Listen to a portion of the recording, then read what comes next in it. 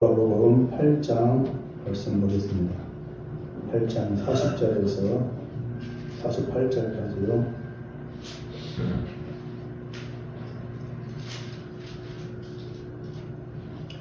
마가복음 8장 40절에서 48절까지 말씀을 천천히 같이 합독하겠습니다. 들으신 줄 알고 시작. 예수께서 돌아오심에 우리가 환영하니 이는 다 기다렸음이로라. 이에 회당장인 야이로라 하는 사람이 와서 예수의 발 아래에 엎드려 자기 집에 오시기를 간구하니 이는 자기에게 12살 된 애딸이 있어 죽어감이로라. 예수께서 가실 때에 우리가 밀려들더라. 이에 12해를 혈루증으로 앓는 중에 아무에게도 고침을 받지 못하던 여자가 예수의 뒤로 와서 그의 옷가에 손을 대니 혈루증이 즉시 그쳤더라. 예수께서 이르시되 내게 손을 댄 자가 누구냐 하시니 다 아니라 할 때에 베드로가 이르되 주여 우리가 밀려들어 미나이다. 예수께서 이르시되 내게 손을 댄 자가 있도다. 이는 내게서 능력이 나간 줄 알미로다 하신대 여자가 스스로 숨기지 못할 줄 알고 떨며 나와 엎드리어 그 손댄 이유와 곧 나은 것을 모든 사람 앞에서 말하니 예수께서 이르시되 딸아 내 믿음이 너를 구원하였으니 평안히 가라 하시더라. 아멘. 성경 말씀은 객관적인 사실을 그냥 간단 명료하게 요약해놓은 내용이에요.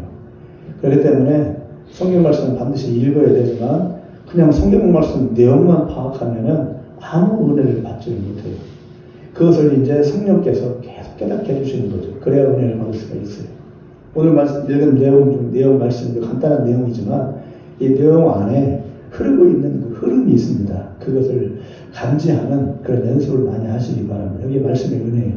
성령께서 성령의 도우심을 받아서 한 말씀 한 말씀이 다 의미가 담겨 있고 그냥 뼈만 붙잡으면 아무 의미가 없어요. 뼈에 붙어 있는 살이 있고 힘줄이 있고 기가 흐르고 있고 그런 것들 생명 그 말씀을 볼 때 그걸 자꾸 붙잡는 훈련을 하시기 바랍니다. 연습을 하시기 바랍니다. 그러면 말씀 한 글자를 통해서도 엄청난 은혜를 받을 수가 있어요.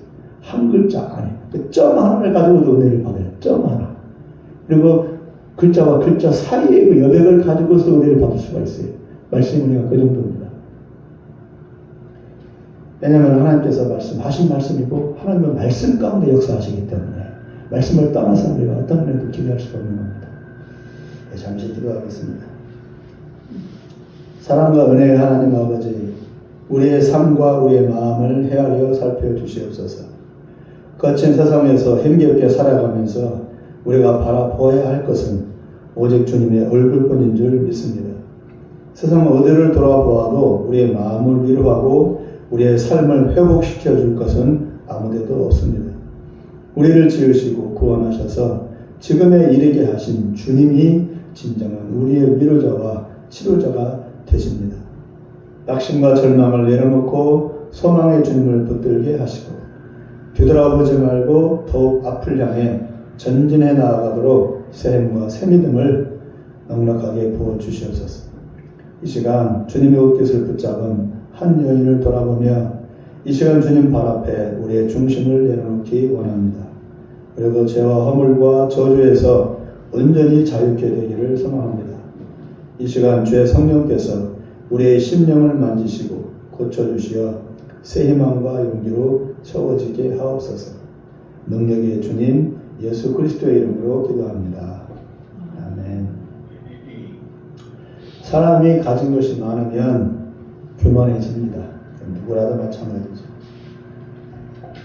어제도 차를 타고 이제 갔다가 오는 중인데 뒷차가 눈이 부시게 차를 불빛을 비추고 있더라고. 눈이 부시게. 쌍라이트를 켰는가 보니까 쌍라이트를 킨 것도 아니에요. 또 외라이트를 켰는데 그 램프가 아주 밝은 빛을 내는 그 불법이죠. 그런 램프를 끼면 안 되는데 그걸 아주 대단하게 끼고서 뒤따라 오더라고요. 다른 차를. 제 차도 모르고. 그 차가 뭔 차인가 보니까 큰 차예요. 시커먼 차. 그 SUV 차. 뒤를 마크를 보니까 BMW. 그 보니까 BMW, 벤츠 차량들이 운전을 지 마음대로 해요. 다른 사람 배려하지도 않고 잘난 듯이 그냥 교만에 빠져가지고 그렇게 운전을 해. 붙어보라고 해야죠. 시도 그러면 거라고 얘기를 합니다. 지들은 능력하다고 얘기죠. 그런 게 본모에는 이렇게 이제 교만해지는 거죠. 교만이 올라가는 것 같아요. 사람의 마음이 그 정도 얕아요. 깊지가 못하고 얕은 것 같아요. 조금 이제 말을 소멸하게 지면 교만해지고, 조금 없으면 그냥 낮아지고 그런 모습이 있는 것 같아요. 다른 사람한테 아쉬운 소리 할 것도 없고 부탁할 것도 없으니까 가진 것으로 마음대로 쓰면서 누리면서 살기 때문에 누구 눈치 볼 이유가 없겠죠. 사회주의는 똑같이 평등하게 사는 사회이지만 국가가 모든 권한을 쥐고 국민들은 쪼들리면서 똑같이 사는 사회가 바로 사회주의이고, 여기서 좀 더 나가면 공산주의라고 합니다. 똑같이 가난하고 똑같이 굶으면 피장파장 불평할 것도 없고 아웅다웅 다툴 일도 없습니다. 많이 안 싸워요. 서로 간에는. 반면에 사회주의 자본주의가 아닌 자본주의 사회는 각자 열심히 일해서 자기 노력과 자기 복으로 재산을 축적하고 명예를 쌓아가는 사회입니다. 자유가 주어진 것이고 사람이 자기 능력껏 노력하면 된다는 그런 사고방식이 가득한 사회, 자본주의 사회입니다. 그러면 모두 잘 살 것 같고 모두 풍요로울 것 같은데 사실은 반대입니다. 모두의 사람이 만든 그런 만든 사회 중에 최고의 사회가 자본주의 사회라고 하긴 하지만, 그러나 자본주의 사회도 병폐가 아주 많습니다. 한쪽은 뱉어져 죽고 한쪽은 굶어서 죽는 사회가 바로 자본주의 사회입니다. 사회주의 공산주의는 배급제이기 때문에, 정부가 권한을 쥐고 있기 때문에 못 먹어도 똑같이 못 먹고, 그러니까 한쪽은 뱉어져 죽고 한쪽은 굶어 죽는 일은 없어요. 억압과 강탈이 없기 때문에 자유롭다고 여기기는 하지만 그러나 사실은 보이지 않는 손에 의해서 억압받고 빼앗기는 것이 자본주의 사회입니다. 타락과 탈선과 부정부패와 빈부격차가 만연해집니다. 자본주의 사회는 돈이 우상입니다. 돈이면 못하는 게 없습니다. 그래서 사람들은 오직 돈을 벌기 위해서 자신의 인생을 바치고 최선의 노력을 기울입니다. 목적은 돈입니다. 어떤 판사가 있었습니다. 한 10년 전에 봤던 것 같아요. 대법관까지 지낸 분인데 공무원 월급으로 평생을 소박하게 굶지 않을 만큼으로 검소하게 살았습니다. 정년이 되면 대법관 출신이니까 대부분 고문 변호사로 빠지는데, 이분은 공무원의 청년 결백을 붙잡고 그 흔한 고문 변호사 전관 예우도 마다하고 남은 생을 그렇게 조용히 살다가 가셨습니다. 반면에 어떤 정치인은 대통령 후보까지 나왔지만 떨어지고 나서 당도 깨지자 다시 변호사로 다시 돌아가 먹고 살았습니다.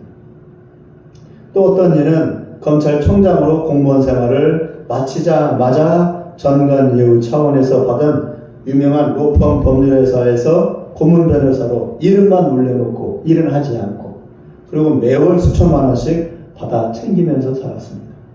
그러니까 완전 정반대죠. 자본주의 사회는 천편일률이 아니라 천태만상입니다. 가지가지 사는 모습이 제각각입니다. 돈의 유혹을 이기려면 덜 먹고 덜 쓰고 아끼고 절약하고 검소하는 길밖에는 없습니다. 자본주의 사회에서. 부유함이 최고의 가치가 된 대한민국의 자본주의 사회에서 남보다 못한 생활 수준으로 산다는 것은 그냥 할 수 있는 일이 아니고 대단한 마음의 결단과 의지와 뚜렷한 가치 철학이 있어야 합니다. 검찰총장까지 지내고 대통령 후보까지 지냈으니 어느 정도의 레벨은 있어야 될 거 아니에요. 그러니까 전관 예우 받아서 그런 식으로 월급을 챙기는 거죠. 탤런트 연예인들이 수억씩 기부를 하고 어려운 일을 돕는다고 떠들어댑니다. 많은 연예인들이. 사실 그렇게 도와주는 착한 연예인들이 많이 있습니다. 좋은 일이죠. 그러나 그들 중 대부분은 그렇게 도와주고 기부해도 자기들의 생활 수준은 보통 이하가 아니라 보통 이상을 항상 유지합니다. 그렇게 기부를 하고 선행을 많이 해도.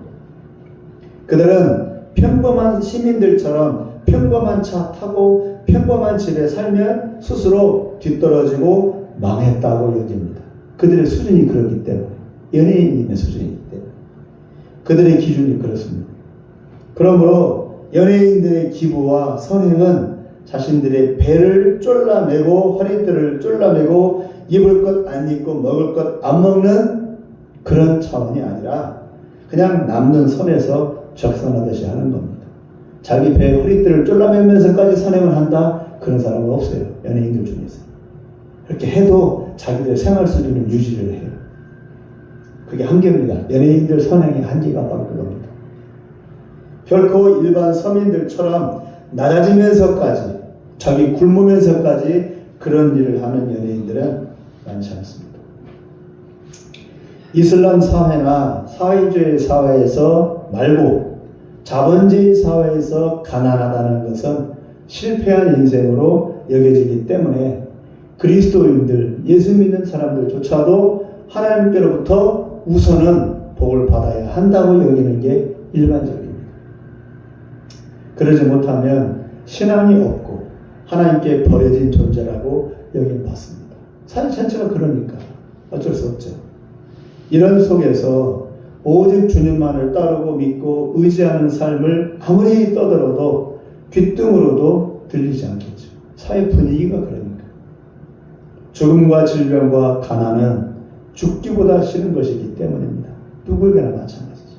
누가 이런 걸 좋아하겠어요.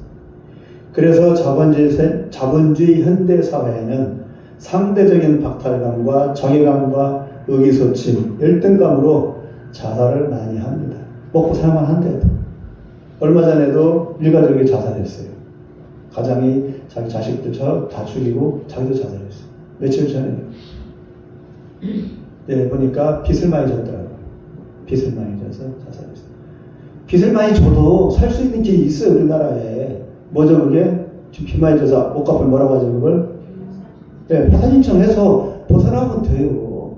그걸 왜 자살까지 하냐고. 자기만 죽지 또 자기 자식들까지 다 죽여놓고. 그게 뭐 하는 짓이냐고. 가난하면 가난한 대로 살면 돼. 파산 신청하면 돼. 뭐 어떻다고. 우리 아들도 파산 신청해서 이제 벗어났는데. 다 그렇게 해요. 제가 아는 목사님도 사업 안 돼서 파산 신청했다가 이제 벗어났어요. 그 살면 되는 거예요. 근데 상대적인 박탈감 때문에 그걸 못 벗어나는 거예요. 내일 누르니까. 죽어야지. 이거밖에 생각 안 하는 거예요. 살 수 있는 길은 있습니다. 좀 덜 먹으면 돼. 덜 쓰고. 그냥 뭐 다른 사람 뭐 벤츠 타고 다닐 때, 그렇게 타고 다닐 때 나는 그냥 굿모닝 타고 다니면 돼요. 굿모닝. 얼마나 좋아요. 잘 나가더라고, 굿모닝. 쉐보레 옛날 구제실장이 타고 다니고 쉐보레 조그만한 차. 잘 나가더라고. 그럼 되는 거지. 그 자본주의 사회 그게 안 돼. 상당히 비교의식이 있어. 자본주의가. 그 사람으로 하여금 절망하게 만들어요. 의욕싸움실 인생 허무에 빠지는 겁니다. 그런데 하나님은 우리에게 믿음을 주셔서 그 믿음으로 비교하지 말고 일어나라고 달려가라고 하십니다. 그러니까 자본주의 사회에서 복음이 잘 증거가 안 되는 거죠. 결코 환경과 여건은 바꿔주지 않으면서도 하나님은 우리에게 믿음으로 일어서라고 다그치고 떠닙니다. 환경은 안 바꿔줘. 믿음 가져라고. 왜냐하면 그 길이 진정 우리에게 유익이 되고 제대로 살 수 있는 길이 되기 때문에 그것이 우리에게 약이 되니까.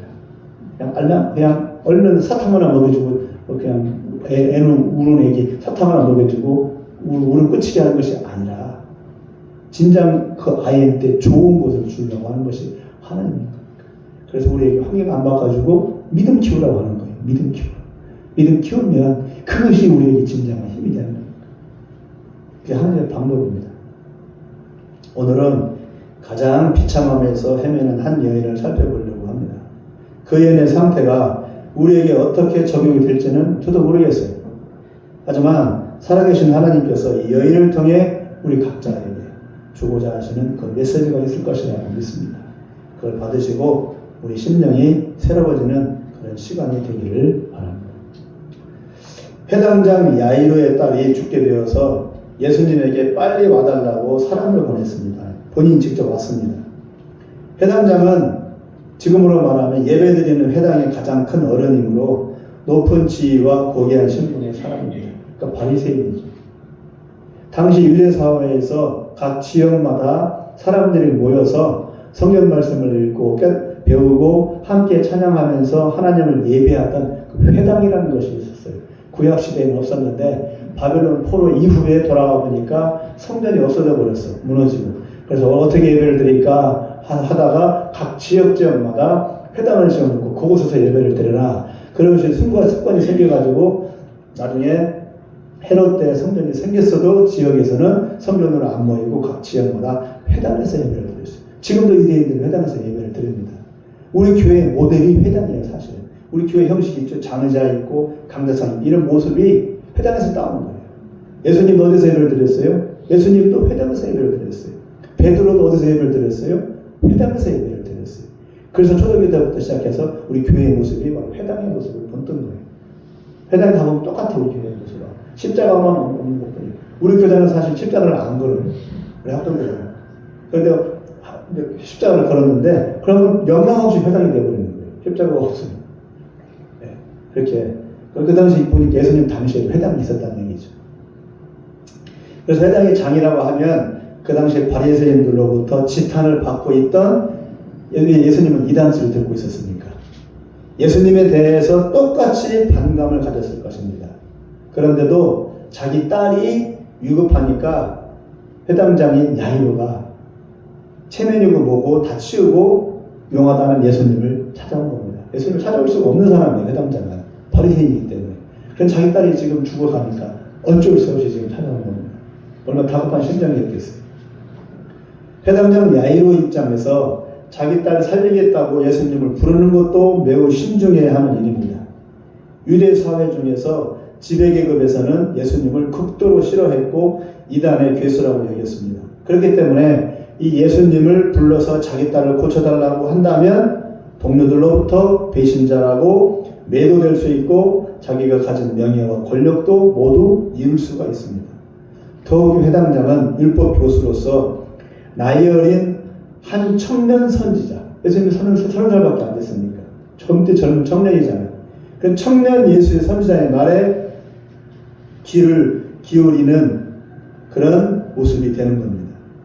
그러면서 야이로는 그 겸손한 자세로 자기 딸을 고쳐달라고 직접 찾아와서 정중히 예수님께 부탁하고 있는 겁니다. 너무 절박하고 간절했기 때문입니다. 이것도 대단한 거죠. 회당장 야이로 그렇게 하는 것 자체가. 외동딸이 죽어가는데 체면이고 뭐고 따질 것이 없습니다. 죽은 자를 살린다고 했으니 믿거나 말거나 당장 요청한 것입니다. 야이로는 자기 딸을 살리기 위해서 모든 걸 걸었습니다. 딸만 고칠 수 있다면 평범한 일반인으로 살아도 괜찮습니다. 야이로는 그것까지 각오하고 온 거예요. 그냥 찾아온 게 아닙니다. 각오를 하고 와야 돼요. 예수님을 오려면. 인터컵을 하려면 각오를 해야 돼요. 이단수를 들을 각오. 왕따가 될 각오를 해야 됩니다. 더불어 주변 사람들이 떠들어대고 회당장의 위치인 만큼 많은 사람들이 관심을 갖고 가난한 사람들은 염려를 해주었습니다. 이런 똑같은 바리새인들은 사람들 싫어했겠지만 그러나 가난한 사람들은 야이로가 회당장인 야이로가 예수님 찾아온 걸 보고서 대단하네. 회당장이 찾아왔네. 얼마나 다급했어요. 그럴까라고 가난한 사람들은 그래도 염려해주고 걱정해 주었다는 얘기죠. 그런데 문제는 이때에 혈류증에 걸린 한 여자가 예수님 뒤로 가서 예수님 옷깃을 붙잡았습니다. 누가복음도 그렇고 마가복음도 그렇고 이 성경은 회당장 야이로와 혈류병 걸린 여인을 지금 동시에 이렇게 기술하고 있어요. 뭐예요? 비교해보라는 얘기예요. 회당장 야이로는 고귀한 신분이에요. 혈류병 걸린 여인은 아주 바닥 여인이에요. 둘을 비교하라는 얘기예요. 둘 다 똑같이 예수님께로 왔어요. 똑같은 심정이었어요. 그러나 정도 차이는 있다는 얘기예요. 사실 이 여인은 10수년간 혈류증으로 고생하며 이제 살 날이 얼마 남지 않고 시한부 인생을 사는 여인이었습니다. 혈병을 혈류증 못 고쳐요. 불치병입니다. 명망 높은 회당장의 어린 딸을 고쳐달라는 부탁에 온 동네 사람들이 함께 걱정하고 위로해 주긴 했지만, 그러나 그 슬픔에 혈류증에 걸린 한 여자가 존재한다는 사실에는 별 신경도 안 썼습니다. 그러거나 말거나 사람들 눈에는 야이로의 딸이 있고 그곳으로 가려는 예수님의 발걸음이 그들의 관심사였을 뿐입니다. 이제 드디어 회당장도 예수님께로 돌아와 제자가 될 수 있는 판국이었습니다. 사람들은 관심을 가질 수밖에. 모든 관심이 혈류병 걸린 여인이 아니라 이 회당장 야이로한테 가 있었다는 겁니다. 지역사회의 거물이 회심하고 예수님을 구원자로 받아들이는 순간이었기 때문에 모든 사람들의 관심이 그에게 쏠리는 것은 당연합니다. 이런 대단한 사람과 혈류병 걸린 여인을 비교하는 것은 안 된 일이지만 한면 살펴본다면 회당장 야이로는 깊은 학식과 애쓰게 노력하여 회당장이 되었습니다. 사람들의 존경을 받고 그의 말을 하나님의 말씀으로 믿고 따를 만큼 야이로는 성공한 사람입니다. 그런 그가 어느 날 외동딸의 병에 걸렸고 결국 목숨이 위태한 지경에 이르렀습니다. 어떤 의사도 못 고치고 이제 끝자락에서 지푸라기라도 잡고 싶은 심정으로 기적을 일으킨다는 청년 예수께로 도움을 청했습니다. 이 일은 체면 구기는 일이고 자존심 상하는 일이고 동료 바리새인들로부터 조롱과 비난을 받을 일입니다. 그럼에도 그는 그 모든 것보다 죽어가는 딸에 대한 슬픔과 두려움이 더 마음을 지배하여 이렇게 예수님께 도움을 청하지 않을 수 없었던 것입니다. 궁지에 몰리니 자존심도 비난도 다 감수할 수밖에 없는 겁니다. 이건 당해본 사람은 알겠죠. 딸을 잃어버릴까봐 그 두려움이 그를 이렇게 만든 겁니다. 딸을 잃으면 어찌 됩니까? 슬픔과 안타까움이 몰아치겠지만 그러나 사실 본인이 아니라 딸이니까 몇 년 지나면 또한 잊혀지겠죠. 자식에 대한 부모의 안타까움일 뿐입니다. 지금 찾아온 것은. 예수님은 야이로를 바라보시며 그의 마음을 더듬듯이 잘 이해하셨습니다. 부모의 심정을. 자식에 대한 부모의 진심 어린 마음을 누구보다 예수님은 알고 있었습니다. 조건 없이 자기 자신을 희생하면서 애타하는 아비의 마음을 예수님은 알고 있었습니다. 자기 자신을 보내신 하나님 아버지의 마음을 예수님은 알고 있기 때문입니다.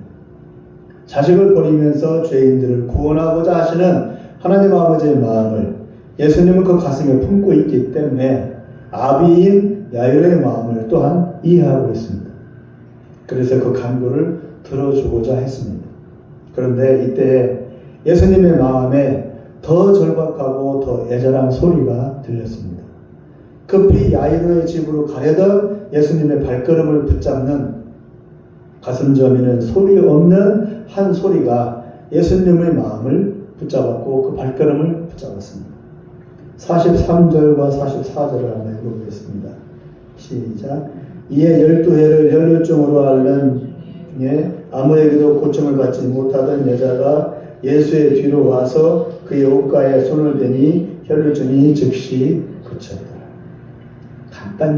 간단 명료하게 요약했습니다.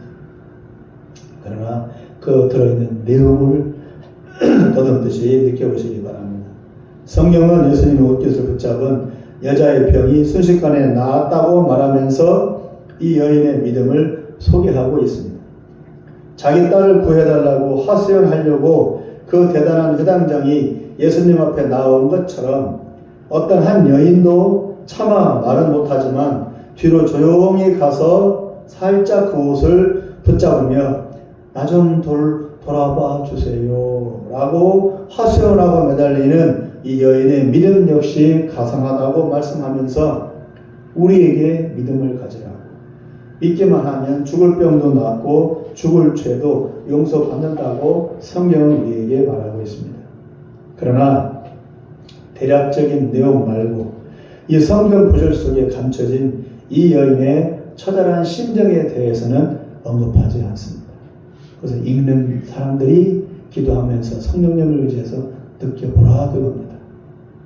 대개 복음서에 등장하는 많은 이상한 사람들이 예수님 만나서 변화되고 문제가 해결되었다고만 말할 뿐 그 과정에 대해서는 구체적으로 말하지 않습니다.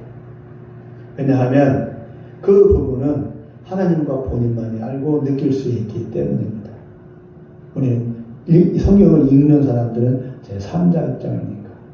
그래서 당사자 입장이 되려면 성령의 인도함을 받을 수밖에 없어요. 이 여인은 어떤 여인입니까? 12년 동안 혈루증 걸렸답니다. 아무도 못 고쳤답니다. 이 병은 일반인보다는 몸파는 창녀들이 주로 걸리는 병으로 알려져 있습니다. 죽을 병, 못 고치는 병에 걸린 이 여인은 꽃다운 청춘을 그런 일로 다 허비할 수밖에 없던 비참한 인생을 살아온 여인입니다. 자전에서 그랬겠어요. 어쩔 수 없으니까 그렇겠죠. 왜 성경은 회당장과 이 여인을 뚜렷이 비교하면서 기록하고 있을까요? 회당장과 청년은 도무지 비교가 되지 않는 정반대의 인생을 살아온 사람들이지만 결국 절망적인 상황 끝자락에서는 구원자 예수님께로 모두 찾아든다는 것을 보여줍니다. 귀한 사람이건 이런 여인이건 그건 하나님 앞에서는 비교할 거리가 되지 않는 얘기예요. 중요한 것은 예수님께로 찾아갔다. 다른 누구의 도움과 누구의 위로보다 다만 예수님의 손길과 따뜻한 그 말 한마디를 지금 이 여인은 원하는 겁니다. 수고하고 무거운 짐진 자들아 다 내게로 오라. 내가 너희를 쉬게 하리라. 예수님께서 하신 말씀이잖아요.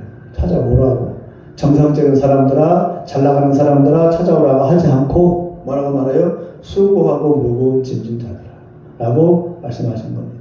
저 같은 경우도 우울증이 걸리지 않았으면 결국 네 번째 두들겨 맞아도 그러나 저는 안 돌아왔을 거예요. 사역 안 했을 거예요. 저는 예배 빠진 적은 없어요. 예수 믿는 동안에. 예배가 문제가 아니고 하나님이 하라고 하신 일을 안 하니까. 제 몸이 병이 났어도, 그리고 애가 아파도, 그리고 세금 폭탄을 맞아도 저는 안 되더라고요. 도저히 이 길을 못 넣겠더라고. 사회가 못 하겠더라고. 근데 우울증이 걸려버리니까 정신이 없는 거예요. 완전 마비가 돼버려요. 생각마비, 감정마비, 그리고 손, 발 마비, 모든 의욕상실 마비. 산송장이 돼버리더라고요. 밥을 먹어도 맛을 모르겠고, 사람들이 웃고 지나가도 저 사람들이 왜 웃지? 도저히 그 감정을 이해를 못하겠어. 나는 이런데. 그렇게 만들어버리더라고요. 산송장으로 만들어버리더라고요. 그러니까 어쩔 수 없이 예수님 붙잡을 수밖에 없죠. 그런 어쩔 수 없이 금사할 수밖에 없고, 그런 어쩔 수 없이 은혜를 붙잡지 않을 수 없는 거예요. 그렇게 만들어요. 그래 찾아보니까. 사람이 오죽 말을 안 들으면 그렇게 하겠어. 두들겨 패도 안 되고, 쥐어 짜도 안 되니까. 그냥 병신을 만들어버리는 거죠. 그러니까 어쩔 수 없어요. 찾아올 수밖에 없어요. 죽어버릴 것 같으니까. 숨이 막힐 것 같으니까. 그래서 예수님 그러는 거예요. 수고하고 짐진 자들아 다 내게 오라. 그러면 쉬게 해준다. 누가요? 예수님이. 예수 외에는 없어요. 인생이라는 게 원래 그래요. 돈으로도 그 어떤 것으로 채울 수 없습니다. 오직 예수 외에는 없습니다. 예수님을 더 깊이 만나고 더 깊이 사랑하고 예수님과 더 깊이 교제하십시오. 그것밖에 없어요. 저도 일중독에 빠진 거예요. 일중독에. 20여 년 동안 일중독에 빠져서 오늘 일하는 재미로 살았어요. 돈 버는 재미가 아니라 일하는 재미. 일이 없으면 죽을 것만 같아요. 일하는 날은 아니 사람 미친 것 같아요. 정신을 못 차리겠어요. 일이 없는 날은. 그 정도였어요. 결국 그것도 다 내려놓게 하시더라고요. 오직 예수로만 기뻐하라. 사역자들도 그래요. 교회 사역자, 목사님들도 그래요. 목사님도 사역하면 죽을 것만 같아요. 그게 아니거든요. 예수로 채워져야 되거든요. 목사님들도 결국 사역 중독이에요. 사역 중독. 성사님들도 사역 중독, 일 중독. 그게 우선이 아니라 예수님과의 교제, 예수님과의 친밀한 관계가 제일 중요합니다. 예수님의 말씀입니다. 우리에게 안식과 쉼을 주려고 예수님이 오신 겁니다. 사단의 종로를 타면서 이거 뺏기고 저거 뺏기고 그 너덜너덜한 거덜난 그 인생들을 어루만지면서 새롭게 회복시켜 주시고자 주님이 오신 겁니다. 세상에 의지가지 없다는 것이 사람으로 하여금 얼마나 외롭고 두렵고 가슴을 서늘하게 만드는지 겪어본 사람만 알 수 있습니다. 세상에 나 혼자라는 마음은 그 사람으로 하여금 절망 속에 빠져 죽게 만들 수 있습니다. 아까 그 자살을 가장도 그랬겠죠. 다 망하니까 이게 나 혼자야. 아무도 나를 안 도와줘. 나 혼자야. 결국은 죽는 것밖에 뭐 있겠어요. 세상 바라보겠어요. 아무도 도와줄 사람 없는데. 아무도 이 여자를 쳐다보지는 않았습니다. 회당장은 바라보았죠. 누구도 손 내밀어 주지 않았습니다. 이 여자는 혼자입니다. 누구의 도움도 없이 거지로 살면서 다만 예수님이 지나가기만을 기다렸던 겁니다. 단 한 번의 기회였어요. 이제 지역사회에서 얼굴을 쳐들고 살 수 없는 신분, 그리고 이제 몸도 망가질 대로 망가진 신세, 더욱이 이런 처지에 누구 하나 따뜻하게 손 내밀어 주는 이 없이 모든 고통과 슬픔과 절망을 남몰래 혼자서 짊어져야 하는 이 외로움과 절망스러운 마음 상태에 있는 이 여인의 소리 없는 울부짖음을 오직 그녀를 지으시고 죄에서 구원코자 하시는 예수님만이 들으셨던 겁니다. 이 사실. 하와는 아담의 갈비뼈를 가지고 하나님이 만드신 순결하고 고귀한 존재였습니다. 하와요, 하와. 아담 말고 하와.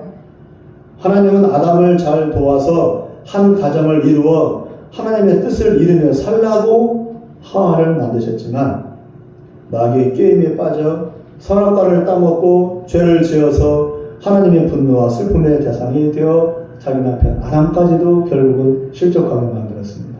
하와. 결국 길고 긴 세월이 지나면서 하와는 이 혈루증 걸린 여인의 모습으로 다시 하나님의 아들 뒤에 서 있는 것처럼 저는 느껴집니다. 저예요, 주님. 불순종하고 남편 실족시키고 망가질 대로 망가지고 이제 오갈 데 없이 다시 주님께 돌아왔습니다. 지금 돌아와 주세요. 저를 용서하시고 불쌍히 여겨주세요.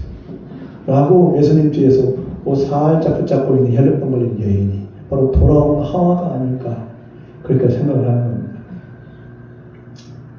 마치 하와가 용서를 비는 심정으로 도와달라고 살고 싶다고 다시 회복하고 싶다고 예수님의 옷자락을 붙잡는 것처럼 이렇게 보입니다. 예수님은 오랜 시간 하와의 회개를 기다렸는지도 모릅니다. 남편을 도우려는 하나님의 명령을 지켜내지 못한 불순종의 죄를 회개하고 나무 뒤에 숨지 말고 주님 앞에 나와서 용서를 구하기를 오랜 시간 하나님이 기다리셨던 것처럼 예수님은 아무도 듣지 못하는 그 여인의 울부짖는 소리를 들으셨는지도 모릅니다. 45절을 읽어보겠습니다. 45절이요. 시작. 예수께서 이르시되 내게 손을 댄 자가 누구냐 하시니 다 아니라 할 때에 베드로가 이르되 주여 무리가 밀려들어 이나이다. 누가 내 옷자락을 붙잡지?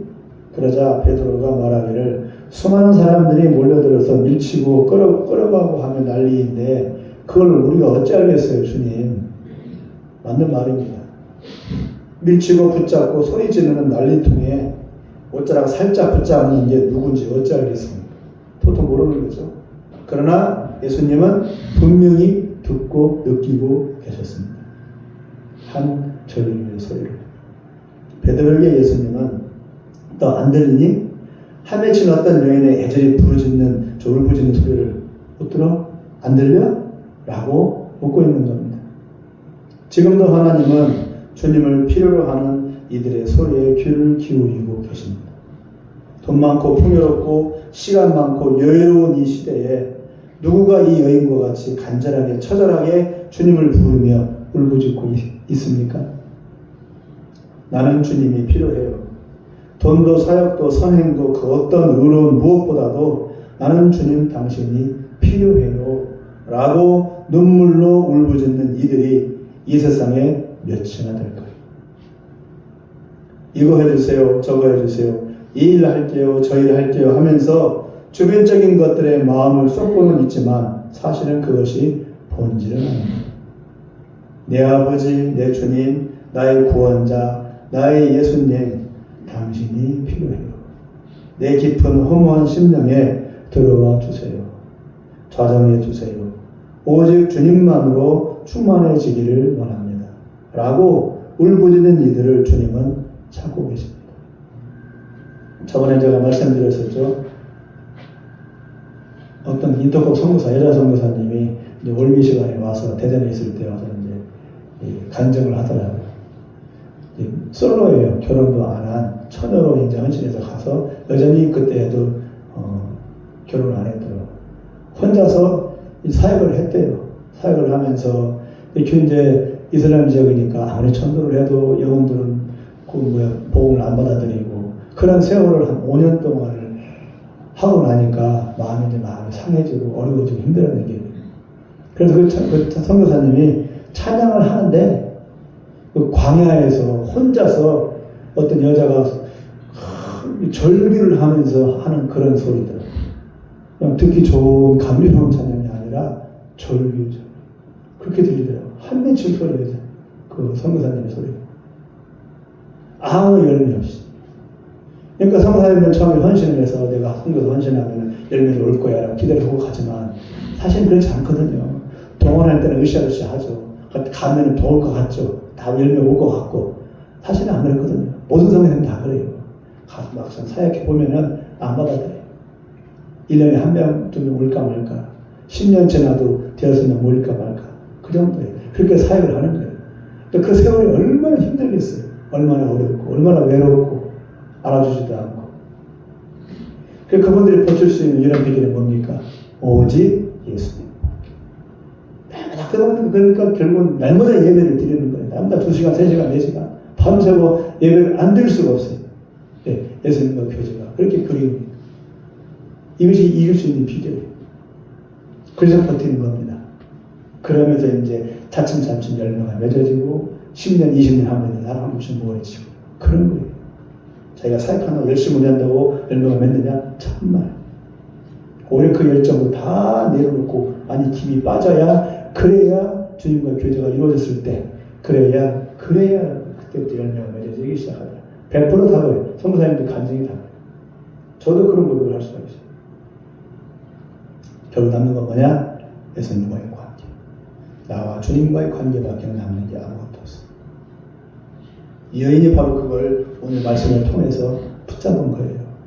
병이 나은 게 문제가 아니에요. 지금. 이 여인은 예수님을 만난 거예요. 예수님과 신령한 신부로 만난 거예요.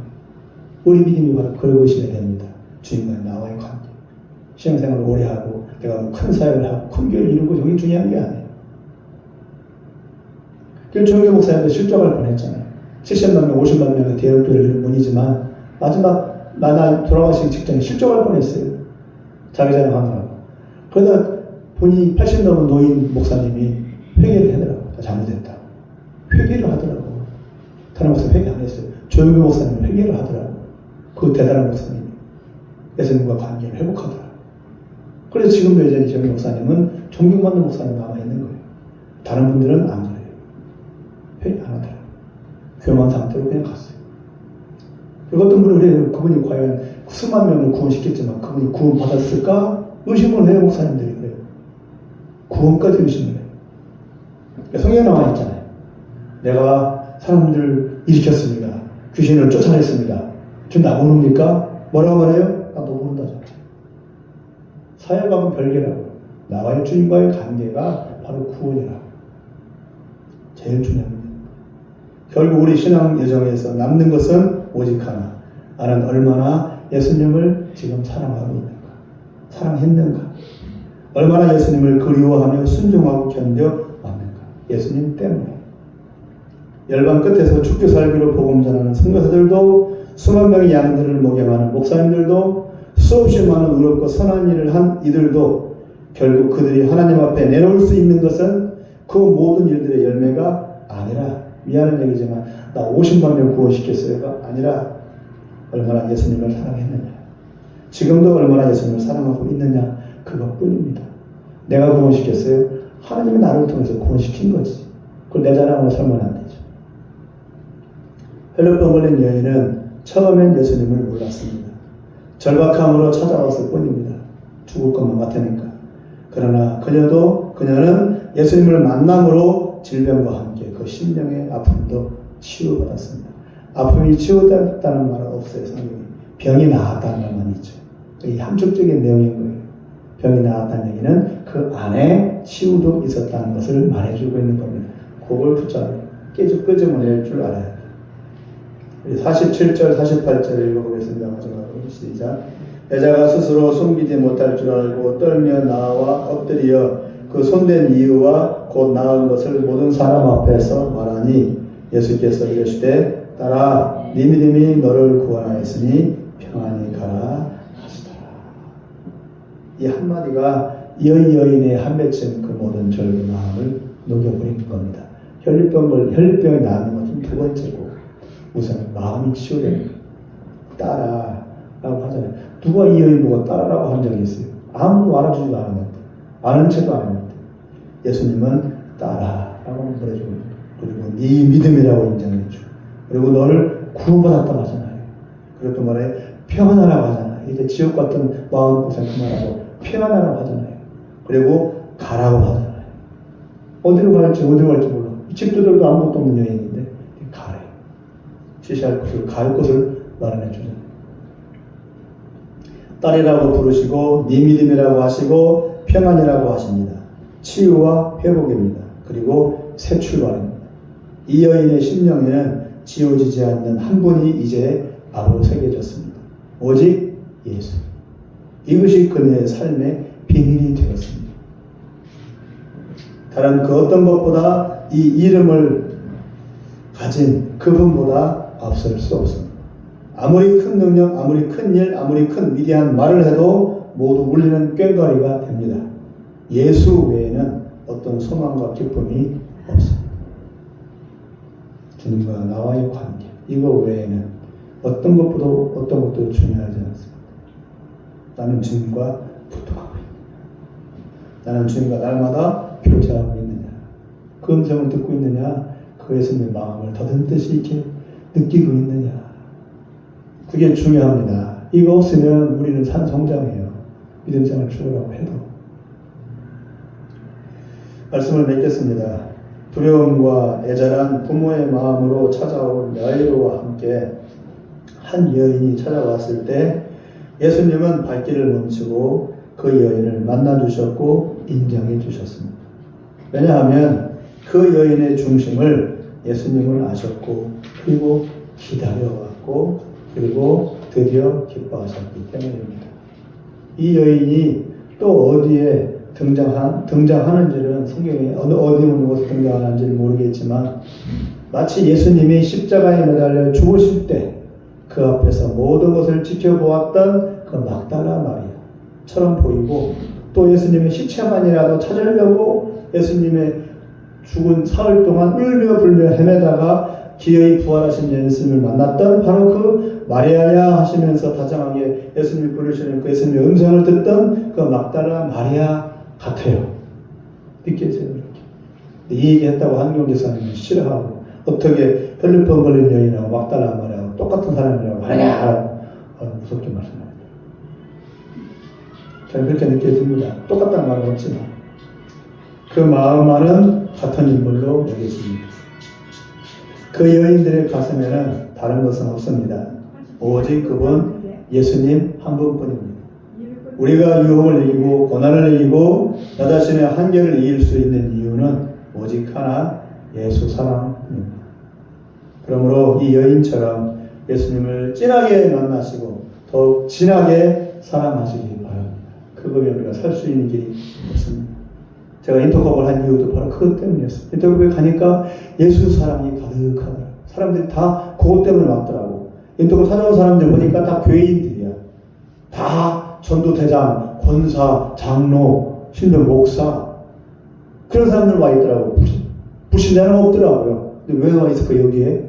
왜 와 있을까? 보니까 이따가 다 지친 사람들, 전도왕 했다가 다 지친 사람들 그런 사람들이 와서 회복을 하고 있더라고요.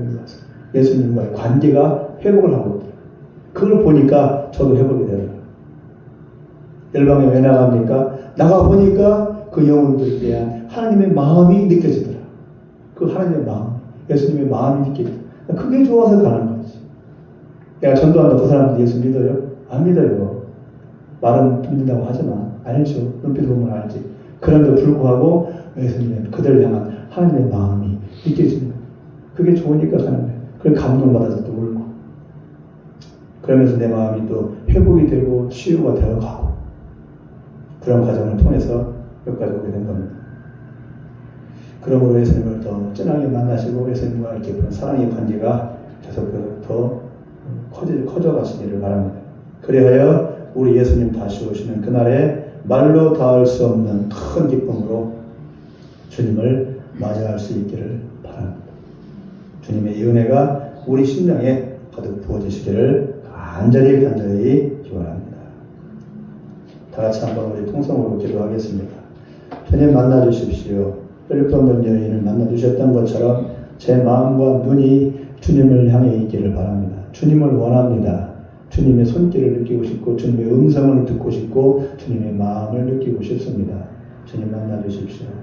그래서 주님과 함께 더불어 같이 갈 수 있기를 소망하오니 은혜를 베풀어 주옵소서 라고 이 시간 잠시 통성으로 기도하겠습니다. 하나님 아버지, 우리 마음 가운데 주님을 더욱더 사랑하기를 원합니다. 우리 마음이 더욱 주님을 향하기를 원합니다. 주님의 그 어떤 것도 앞세우지 않기를 원합니다. 주님의 그 어떤 것도 의지하지 않기를 원합니다. 더욱더 주님만 사랑하기를 원합니다. 우리 마음 가운데 찾아와 주시옵소서. 우리 마음이 우리 심령이 주님으로 기뻐하고 주님으로 즐거워할 수 있는 우리 주님의 신비가 될 수 있도록 은혜를 베풀어 주시옵소서. 약속과 부족하고 주님께 내려옵사 우리 마음을 많이 시끄럽습니다. 주님으로 기뻐하시는 주옵소서.